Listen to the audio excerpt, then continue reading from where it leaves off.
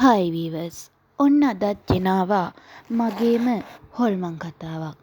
මේකේ නම තමයි කළු දුරකථන ඇමතුම. රාත්‍රී 11:47ට පිටත වැස්ස තදින් වැටෙමින් තිබුණා.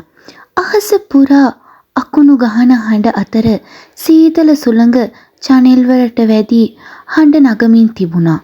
ලෝකයම නිදාගත්තා වගේ නිශ්ශබ්ද වෙලා තිබුණු ඒ මොහොතේ අමිදු තමන්ගේ කුඩා කාමරේ තනියම වාඩි වී සිටියා.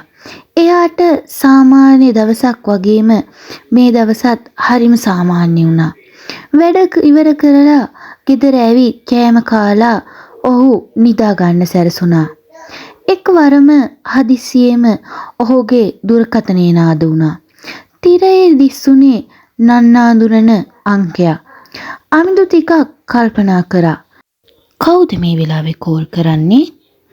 ඒත් අන්තිමට කුතුහලය නිසාම ඔහු කෝල් එකට උත්තර දුන්නා.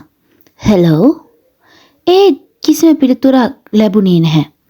තප්පර කිහිපයක් ගියා. ඊට පස්සේ ඇහුනේ හිමින් හුස්ම ගන්න ශබ්දයක්. ඒ ශබ්දය සාමාන්‍ය මිනිස්සෙක් හුස්ම ගන්න ශබ්දයට වඩා හරිම අමුතු ශබ්දයක් වුණා. ඔහු නැවතත් කවුද මේ කියා විමසුවා. ඒත් සමගම කෝල් එක කට් වුණා. ඒ සිද්ධිය හරිම අමුතු වුණත් අමිතු ඒ ගැන වැඩි හිතන්න ගියේ නෑ. වැරදි අංකයක් වෙන්නේ නැති කියලා හිත හදාගෙන ඔහු නිින්දට ගියා. නමුත් ඊළඟ දවසේ රාත්‍රියේ ඒ වෙලාවට ඒ අංකයෙන්ම නැවතත් කෝල් එකක් ආවා. මෙවරත් හුස්ම ගන්න ශබ්දයක් ඇසුණා. ඒ නිහඬතාවයේ මැදින් එක් අයෙක් අමිතු කියා ඔහුට කතා කරා.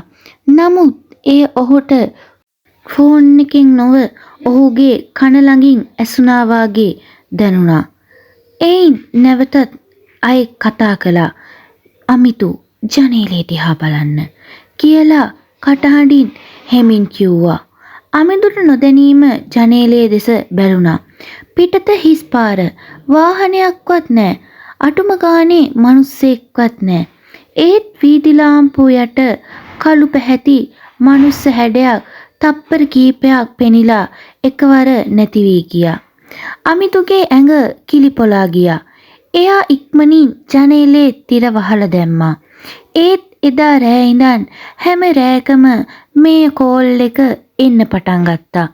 දවසින් දවස කටහඬ වෙනස් වෙන්න ගත්තා. මුලින් නිශ්ශබ්දව තිබුණු ඒ හඬ දැන් අමුතු දේවල් කියන්න ගත්තා. මං ඔයා දිහා බලාගෙන ඉන්නවා. ඔයා අද කරපු දේවල් ඔක්කොම මං දන්නවා. ඔයා දැන් ඉඳගෙන ඉන්න තැනත් මං දන්නවා. මේ වගේ වචන අහද්දී අමිතුට දැනුනේ කෙනෙක් ඇත්තට මෙයාගේ පස්සෙන් එනවා කියලා. එයා මේ අංකය හොයාගන්න උත්සාහ කරා. ට්‍රූ කෝලර් දැම්මා. ඉන්ටර්නෙට් එකේ හෙව්වා.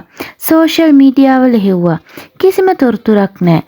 අන්තිමට දුරකථන සමාගමට කතා කළා.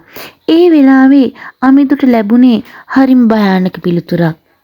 ඒ තමයි ඒ අංකය මීට වසර 13කට කලින් මියගිය පුද්ගලයෙකුගේ අංකයක්. ඔහුගේ නම සඳුන්. මිය ගියා කිව්වට ඔහු අතුරුදහන් වෙලා තිබ්බා. ඒකත් සදහටම. අඩුම ඔහුගේ මල සිරුරක්වත් හමු වෙලා තිබ්බේ නැහැ. පොලිසියට කවදාවත් ඒ නඩුව විසඳ ගන්න විදිහක් තිබිලා තිබුණේ නැහැ. අමිදුගේ කුතුහලය දැන් බයටත් වඩා වැඩි වුණා. ඔහු සඳුන්ගේ පරණ නිවස සොයාගෙන යන්න තීරණය කරා. නගරයෙන් ඈත කැලෑවක මැද තිබුණු ඒ නිවස දැක්කහම හිතට අමුතු හැඟීමක් ආවා. නිවස වටේටම වල්පැල, කැඩුණු ජනේල, දූවිලි පිරුණු දොරවල් අතහැර දාපු තැනක් වගේ තමයි තනිකරම ඒක තිබුණේ. සේරම කාමර දූවිල්ලෙන් වැහිලා ගිහින් තිබුණා. එක කාමරයක් විතරක් පිරිසිදුයි. කාමරේ මැද පරණ දුරකථනයක් තිබ්බා. ඒත් එක්කම අමිදුගේ දුරකථනයත් නාද වුණා. ඒ නිවසේ තිබූ දුරකථනයත් නාද වුණා. එකම අංකය තමයි එහි තිබුණේ. චකිතයෙන් වුණත් අමිදු වෙවුලන දෑත්වලින් ඒ කෝල් එක ආන්සර් කරා. ඒ කටහඬ කිව්වේ පිටිපස්ස බලන්න. අමිදු හිමින් හැරුණා. කාමරේ කවුරුත් නෑ. ඒ බිත්තියේ දූවිලි මත අලුත් අත්සලකුණු කිහිපයක් තිබුණා. හරියටම ඒ මොහොතේ කාමරේ දොර තදින් වැසුණා. මුළු කාමරයම අඳුරෙන් ගිලගත්තා. දුරකථනයෙන් ඇහුනේ අමුතු සිනහවක්.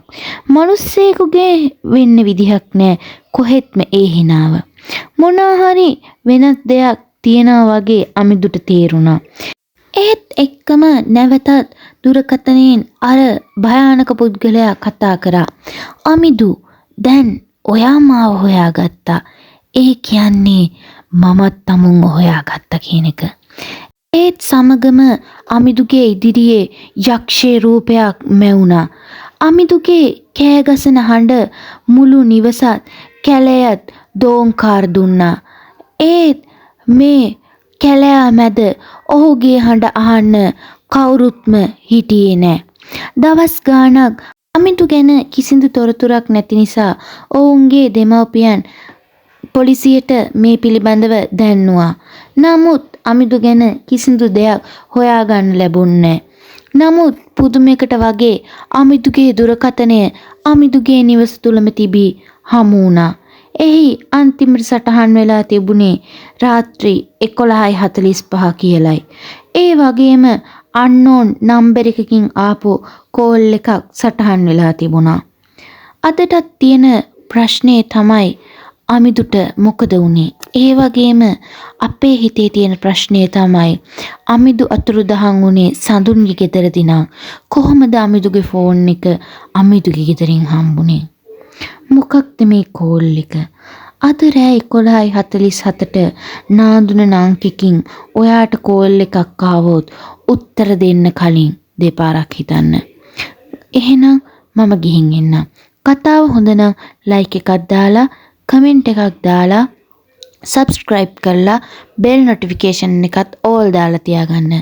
එහෙනම් have a good day.